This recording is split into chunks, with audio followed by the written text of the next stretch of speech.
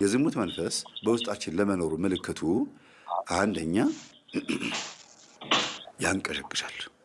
ሰዎች አንድ ነገር እስኪያደርጉት ድረስ በጣም ያንቀሸቅሻቸዋል። ካደረጉት በኋላ ደግሞ ጸጸት በውስጥ በኩል እንዲፈጠር ያደርጋል።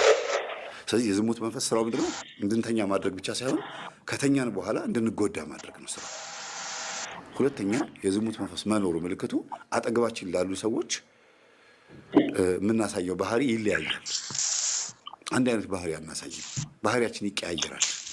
ለምሳሌ ለሚስቱ የሚያሳየው ባህሪ፣ ለልጆቹ የሚያሳየው ባህሪ፣ ሚስትም ሴትም ከሆነችም የዝሙት መንፈስ ካለባት ለባሏና ለልጆቿ የምታሳየው ባህሪና በዝሙት ለወደቀችበት ቦታ የምታሳየው ባህሪ ይለያያል።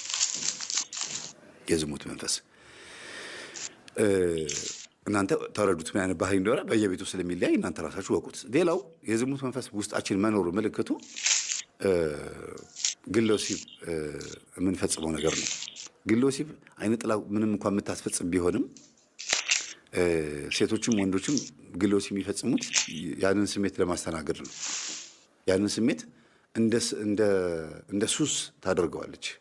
እንደ ሱስ በዕለት በዕለት ሰው የሚበላው ሱስ ሆኖበት ብቻ አይደለም፣ የግድ የህይወቱ አንድ አካል ስለሆነበት ነው። ካልበላ ስለማይኖር ነው። ዝሙት ካልፈጸመ እንደማይኖር አድርጎ ይስልበታል ማለት ነው። ልክ እንደ ምግብ ማለት ነው።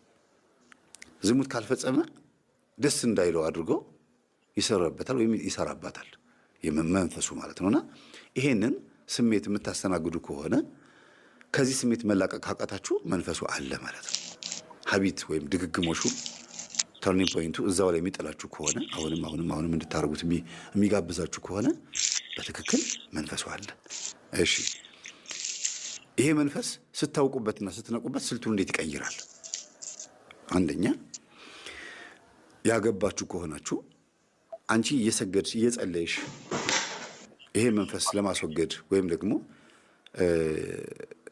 ስርዓት ይዘሽ በጾም ውስጥ ማለፍ የምትፈልጊ ከሆነ ከአንቺ ይወጣና ባልሽ ላይ አርፎ ያስጨንቅሻል።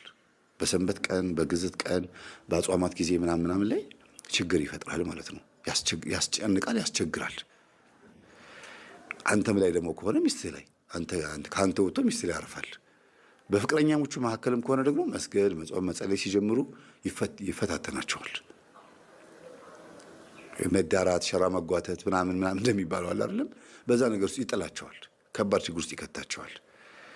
እና መንፈሱ ከኛ ይወጣና እኛ ስንተጋበት ከኛ ይወጣና ሌሎች ሰዎች ላይ አድሮ መጥቶ ያንን ጉዳይ እንድናስተናግደው እንድናስበው ከአይምሯችን እንዳይጠፋ በጾሙም ሆነ በዛ